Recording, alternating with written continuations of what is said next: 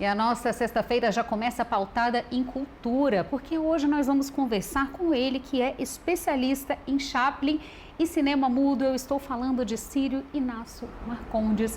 Ciro, boa tarde para você, uma honra para nós tê-lo aqui. Seja bem-vindo ao TVC1. Boa tarde, Rafaela. Obrigado pelo convite. E eu já quero começar sabendo desse espetáculo que está lá no CCBB Brasília, sobre Chaplin, cinema mudo, para uma geração que eu acho que nunca viu um cinema mudo, né, Ciro? Como é que está sendo essa inserção aí? Olha, é uma mostra muito completa sobre o Chaplin, Charlie Chaplin, né, o famoso cineasta do cinema mudo, da comédia muda, no CCBB. Começou no dia 2 de julho e vai até o dia 12 de julho e vai até o dia 3 de agosto. E é uma mostra com mais de 80 filmes do Chaplin, muito completa.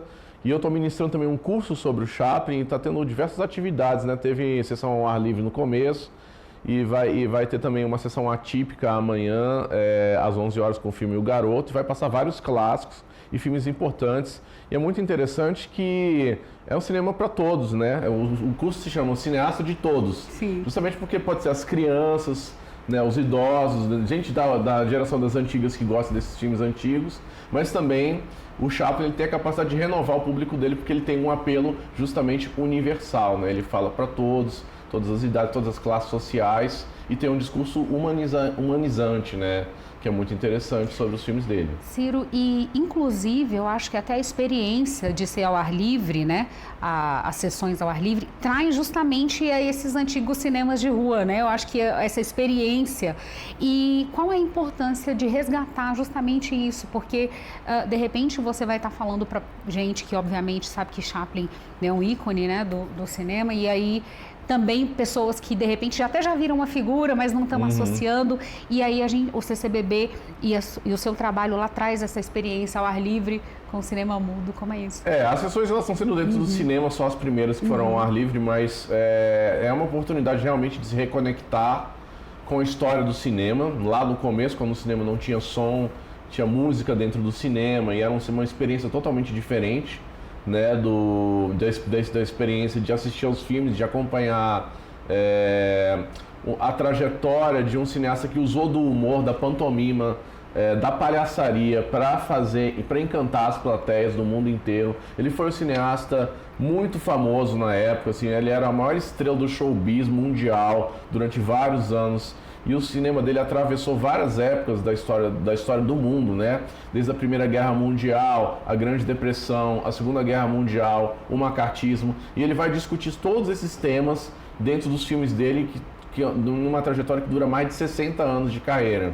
Então é um cineasta extremamente importante, extremamente relevante para a história do mundo, mas ele ultrapassa a ideia de cinema, ele é um ícone cultural. Verdade. E ele tem um apelo, justamente como eu falo, para todos, né? Ele vai falar desde um morador de rua, um policial, um vendedor, uma mulher que está abandonada. Ele vai trabalhar com vários temas diferentes, tentando pegar diferentes tipos de populações, diferentes tipos de perfis e unificar tudo isso dentro de um perfil humanizante, né? Que é o primado do cinema dele, né? No caso, o curso, além da mostra, o curso que você ministra, né? Ele é dividido por categorias, tem módulos dentro desse curso. Como que está estruturado esse curso? Sim, são 3 aulas. Hoje é a última, vai começar às 2 horas da tarde, agora, lá no CCBB, então ainda dá tempo. As aulas elas são independentes entre si. Ela tem a primeira aula era mais generalizante sobre o cinema mudo como um todo, a segunda era sobre todos os comediantes mudos dos anos 20, então falava não só do Chaplin, mas de outros nomes como Buster Keaton, Harold Lloyd e tal, para quem se lembra, também o Gordo e o Magro e tal. E a última aula, que é a de hoje, é específica só sobre Chaplin, a história dele, a história pessoal dele, a história dos filmes dele, comentar filme a filme e a história e a estética dos filmes dele também, como que ele fazia o cinema dele se tornar tão popular, interessante e também artístico. São mais de 80 filmes, né, Ciro, que vão estar aí em cartaz. Você tem um favorito aí nesse meio? Tem algo que seja um pouco mais especial para você dentro dessa mostra do Chaplin? Sim, eu diria que tem 2, né? Um curta e um longa, né? Porque ele fez muitos curtas, mais de 60 curtas-metragens até mais ou menos 1920 e tal. Ele começou bem cedo no cinema, em 1914, ele é bem no iniciozinho da história do cinema mesmo, um cinema já meio primitivo ainda, e vai evoluindo ao longo dos anos até terminar a carreira dele na década de 60, né? Então tem um que eu gosto muito, que é o Rua da Paz, que é um dos curtas da fase Multiwell dele, em que ele faz um policial atrapalhado por acaso, que se envolve com um monte de confusões. É muito bom esse curta. E dos longas-metragens, o que eu mais gosto é o Em Busca do Ouro, que ele está na corrida pro oeste, nos Estados Unidos, no Alasca, tentando prospectar ouro, terras novas e tal, e ele se envolve num panorama de fome, desgraças, mas ao mesmo tempo sempre com muito humor. Então o Chaplin tinha essa delicadeza de misturar o sentido da tragédia, do drama humano, com o humor e a leveza, né? Que é uma característica que poucos cineastas têm. Então, esses dois filmes eu recomendo muito fortemente. Mas, hoje vai passar O Grande Ditador, mais tarde, que é um grande clássico dele. Primeiro filme falado do Chaplin. Sim. Né?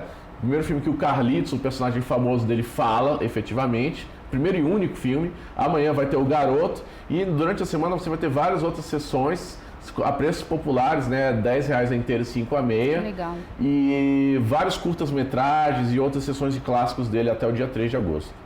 Além dessa temporada de Chaplin, fora disso, você também dá aula nesse sentido ainda do cinema? Sim, eu sou professor da Universidade Católica de Brasília, no curso de comunicação, no curso de cinema lá, e sou professor de cinema, né? Eu dou aula de todo tipo de história do cinema, linguagem audiovisual, introdução ao audiovisual, roteiro cinematográfico, e também, mas eu também sou especializado em cinema mudo, que isso foi minha trajetória na pós-graduação.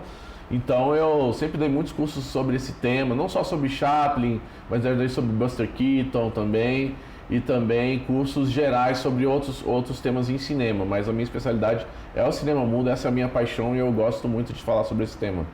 O que você acha que torna isso tão atemporal, Ciro? O trabalho dele, porque como você falou, ele começou assim, até de maneira primitiva ainda, nem se falava, nem existia uma abertura ainda para se falar de cinema, e a gente até hoje tem essas obras incríveis que a gente vê. A que vai passar hoje, por exemplo, O Ditador, e que a gente vê muito da história, da nossa história atual refletida, né? Nas histórias que ele já contava lá atrás. O que você atribui, né, essa temporalidade da linguagem do Chaplin? Eu acho que ele tem uma dicotomia, né? Porque ele nasceu muito pobre, na Londres vitoriana, no século XIX ainda. Ele foi um menino de rua, o Chaplin. Né? Ele trabalhou desde os 5 anos de idade em diversos tipos de trabalhos. Depois ele foi para o teatro de variedades, que era um teatro comum no século XIX, começo do século XX, muito nas antigas, né? Em que você tinha espetáculos de dança, pantomima, palhaçaria, canto, e ele aprendeu todas essas artes nessa época, né? Então ele sabia dançar muito bem, tocava violino, cantava e tal. A mãe dele, que morreu por conta de problemas de saúde mental, ela também era uma atriz de teatro de variedades e tal. Então ele era um cara que viveu nesse meio, só que muito pobre desde cedo, né?